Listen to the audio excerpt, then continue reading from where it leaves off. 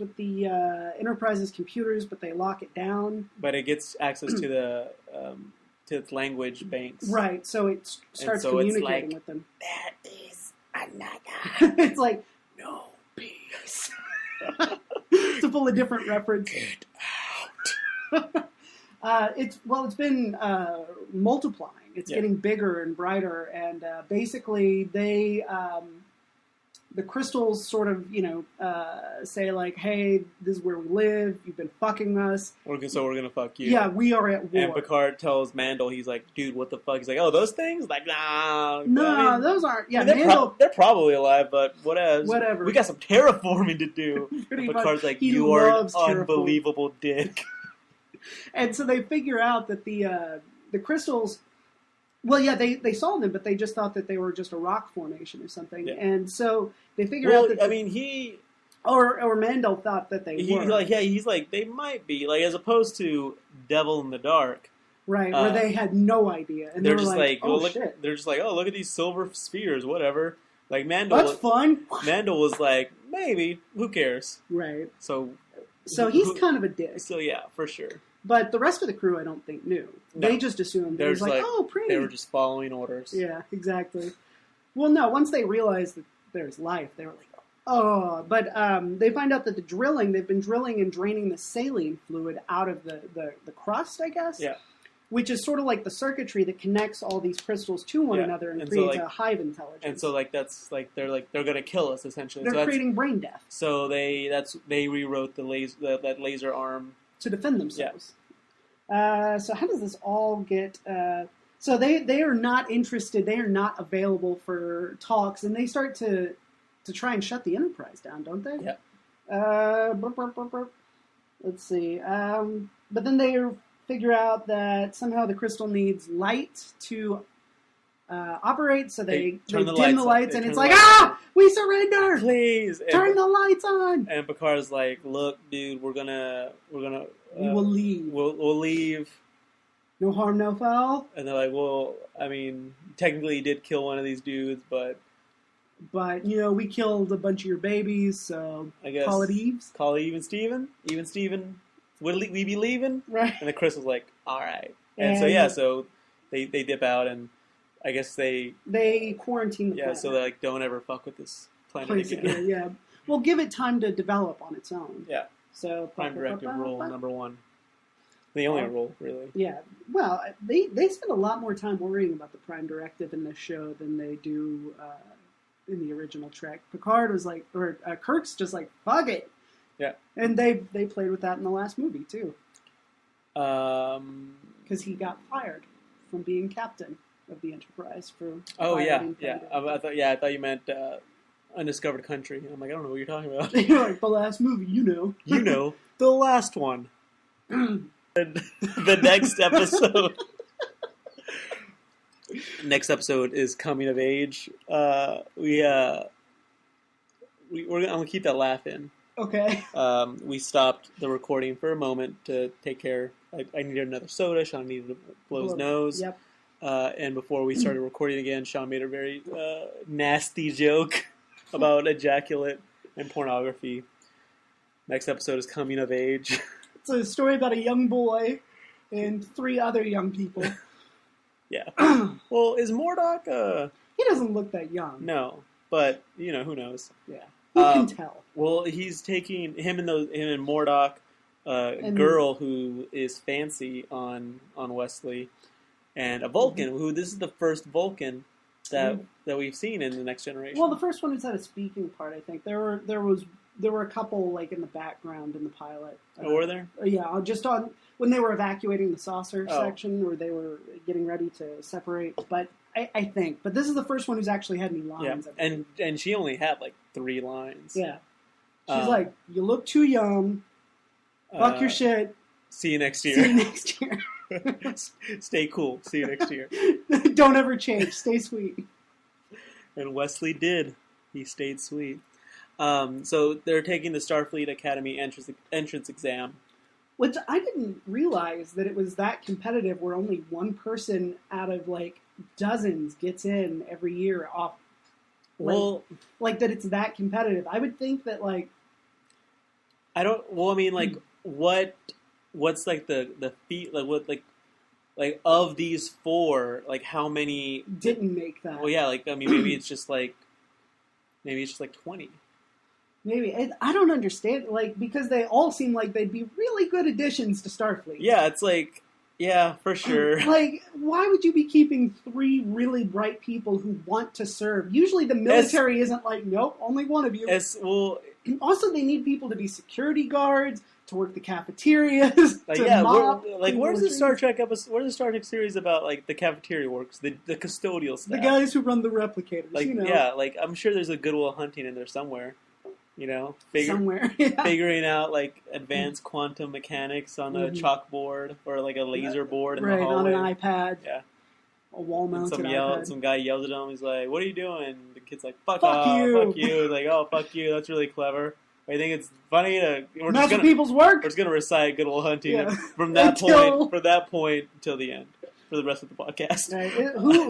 Which of the main characters is?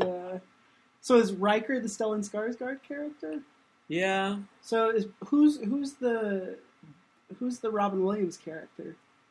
Well, I guess Picard would be the Skarsgård, and and Riker would be Good Will Hunting, or it would be Robin Williams. And Geordi could be the Skarsgård's. I don't want. I was gonna say that because Geordi's pretty badass. He is, and that guy's kind of weird. Sycophant. But like that point where he's like, "It's right." Like, he's the guy who notices. But then later, he's like, to the other guy, he's like, "You're a brilliant man." Yeah. He's empathetic. He's a brilliant man. You're very lucky to work with him. That guy was creepy. He was. He absolutely was. What's up with that guy? If you're listening to this, well drop us a line and let us know what those your character choices. Yeah, like, what's up with that, dude?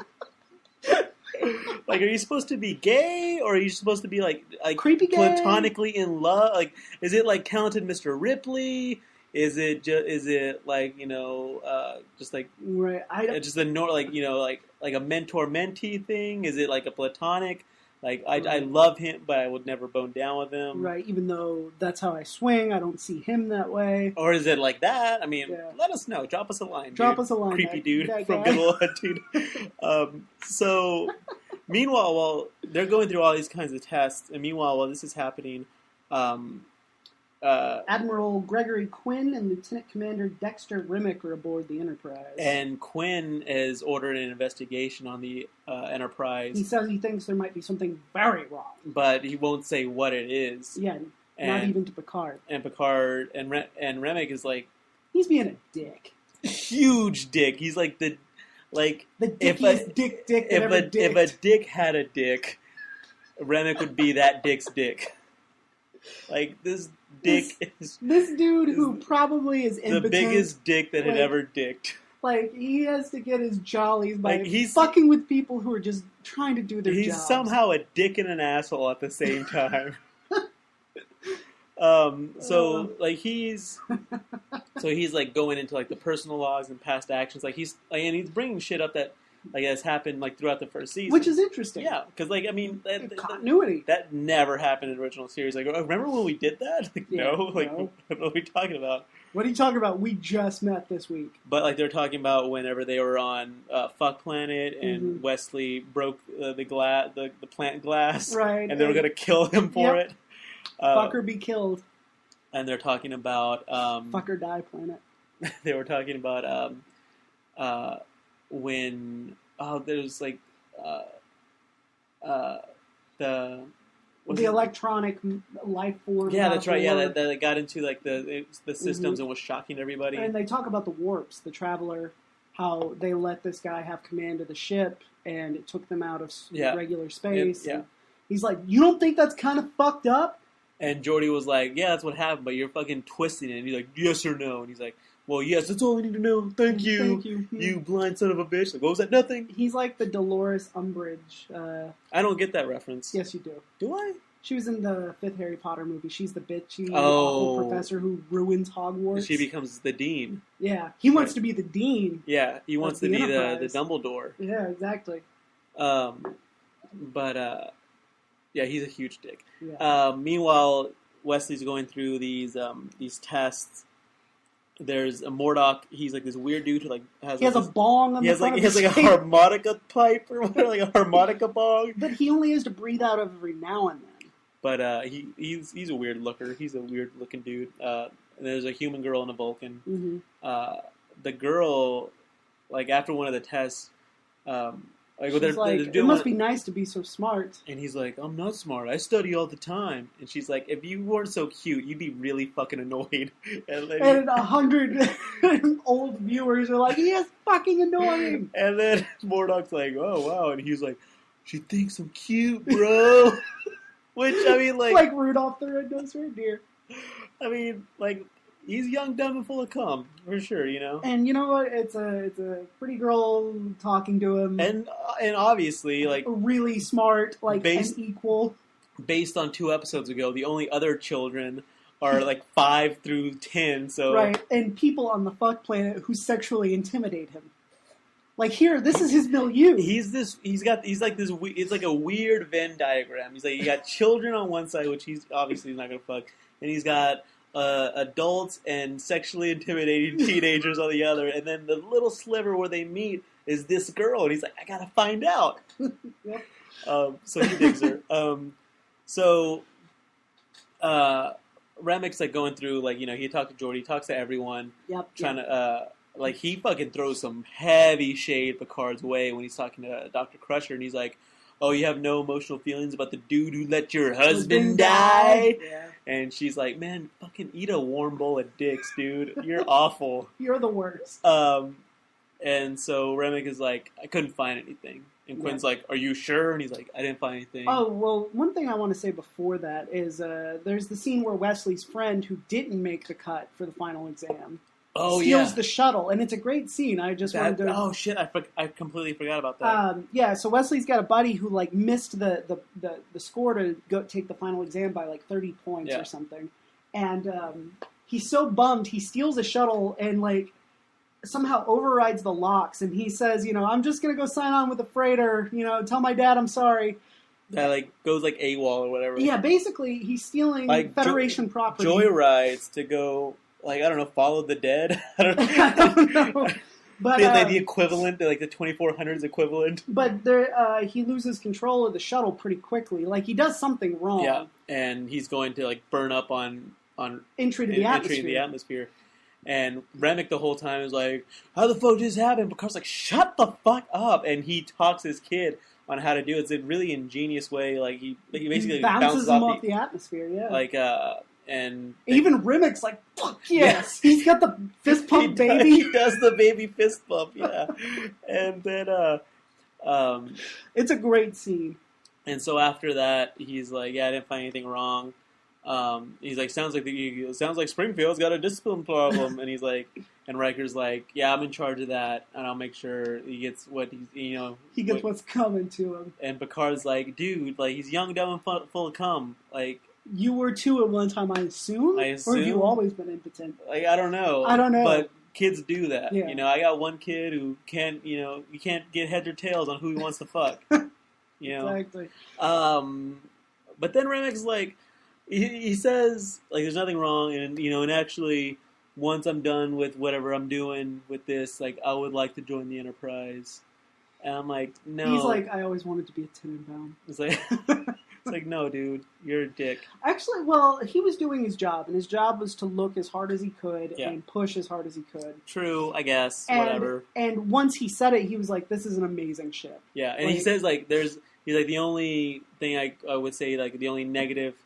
the over-familiarity between the bridge crew. Like, yeah, like, the only, like, not by the book thing I can find is that, but he's like, but that is usually a sign of teamwork. Because, I mean, like... If I'm hanging out with these people all the time, I'm not going to be like, oh, I mean, like, obviously, like, I'm going to... Punch out, I'm done with you. Like, I'm not... Well, you live with them, Well, too. like, also, yeah, that's true. Like, at my job, I call my boss Skip. And people are like, why do you call her Skip? That's not her name. Like, well, like, you know, like, it's like a skipper on a baseball team. Right. Call him Skip.